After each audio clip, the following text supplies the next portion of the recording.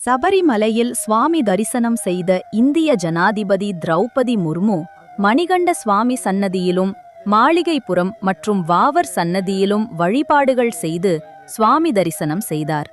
முன்னதாக பம்பை வந்த அவர் பம்பா கணபதி கோவிலில் இருமுடி கட்டி அங்கிருந்து கூர்க்கா ஜீப் மூலம் சுப்பிரமணியர் பாதை வழியாக சன்னிதானம் வந்தார். பின்னர் 18ஆம் படி வழியாக சன்னிதானத்திற்கு வந்த ஜனாதிபதிக்கு பூரண கும்ப மரியாதையுடன் வரவேற்பு அளிக்கப்பட்டது.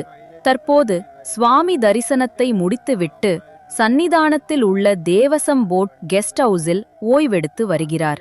மாலை 3 மணி வரை சன்னிதானத்தில் இருப்பார் என்றும் அதன் பிறகு அங்கிருந்து புறப்படுவார் என்றும் தகவல்கள் தெரிவிக்கின்றன.